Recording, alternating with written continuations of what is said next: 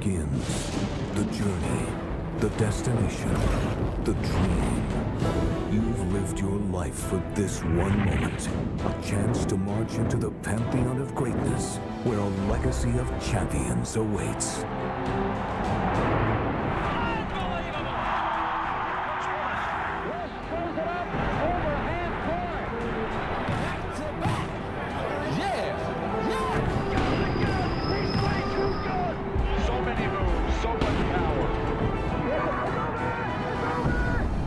Get ready for basketball battle, the NBA championship.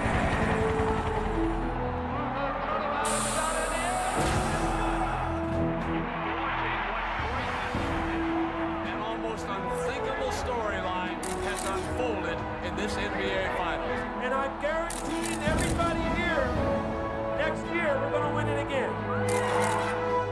Tonight, the real season begins.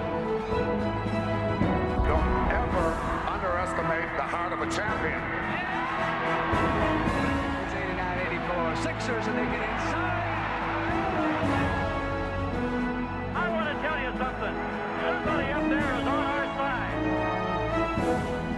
Collins on the floor. What a play by James Collins. Oh, my!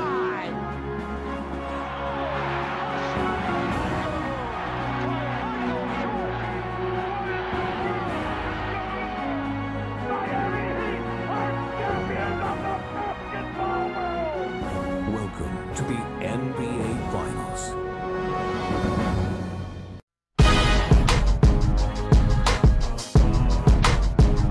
Catch me in my Mercedes, rolling ice ice, baby, screaming shady till I die. Like I have a paradise, life's crazy, so I live it to the fullest till I'm Swayze, and you only live it once. So I'm thinking about this nice lady, wait, don't stop me now, boy. Living life in the fast lane, but at the speed of life, and I can't slow down. Only got a gallon in the gas tank, but I'm almost at the finish line, so I can't stop now. Hey, how's everybody doing? It's dyclif here, and welcome to the NBA 2K12 version of the NBA Finals between the Oklahoma City Thunder and the Miami Heat. This will be Game 1, and we're in American Airlines Arena. I know that it's inside Chesapeake Arena, or in OKC is where Game 1's actually going to be played, but because these two were 2 seeds both, and 2K did not know the record of either one heading into the playoffs, I guess this is the result that you get. I mean, it's not my fault that this happened. It's not necessarily 2K's fault that it happened, but it's, you know, if we had to give fault to somebody, it'd be 2K. But, anyways, you know, hopefully that doesn't make too big of a deal. I mean, the series should be okay because I'm pretty sure the computer really doesn't know who's home or who's away. Really, it's just the scenery. So if you have a problem with it, I don't know, take it up with 2K. That's all I got to tell you. But anyways, I've been looking forward to doing the finals commentary that I've been, you know, just waiting to do ever since last year between the Dallas Mavericks and the Miami Heat. And Russell Westbrook just took off. And I'm going to explain what I'm going to do for this series if anyone's new or anything. Basically, I'm just simulating a game between the computer, between both teams.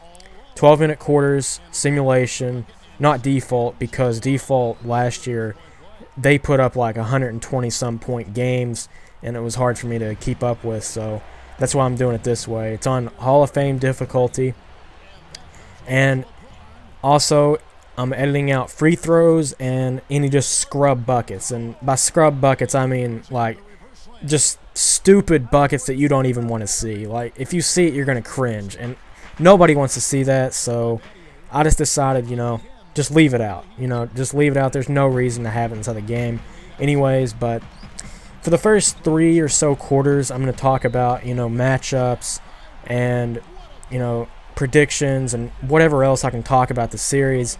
And for the fourth quarter, I'm going to focus solely on the game itself that I'm commentating over. So, you know, if it's a close ending or something like that, maybe I can go play by play. So now that you know the scheme of the overall video and how the series is going to work out, I'm going to go ahead and begin by matchups.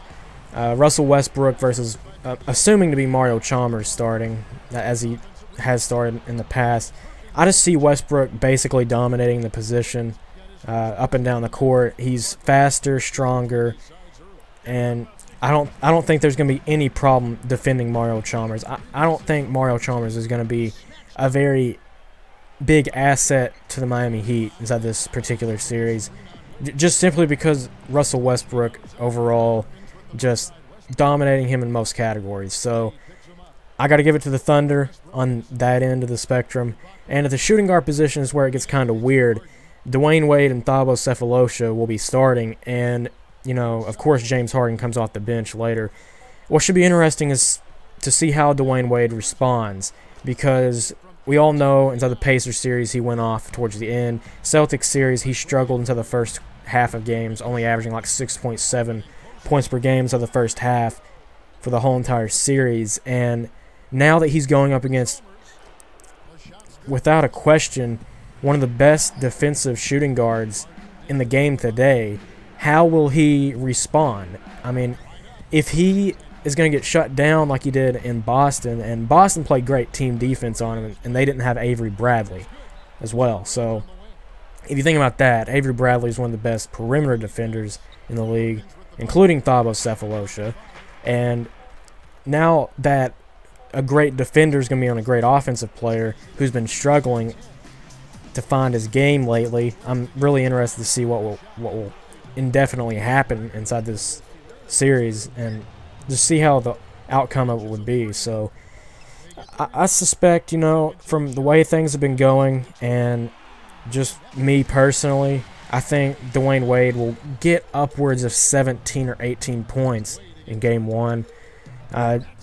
Just simply because of the defense, and on top of that, James Harden on the other end, I have to include him because he does actually play more than Thabo Sefolosha. So that's something that you need to include, definitely, because James Harden's capable of putting up 30-point games. And he's just one of those players. You don't really know what he's going to do on offense or defense. So now the small forward possession, this is where it gets interesting. Will Kevin Durant guard LeBron, and will LeBron guard Kevin Durant? I can say a lot about this matchup. I think everyone knows KD, 23 years old, hasn't got a ring. He's came close a couple times. The Thunder have been progressing very steadily. And on the other end of the spectrum, LeBron's coming off a finals loss.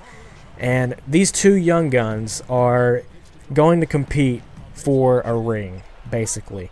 And to prove once and for all who is sort of MVP, because we both know that LeBron and Kevin Durant were in the running for MVP.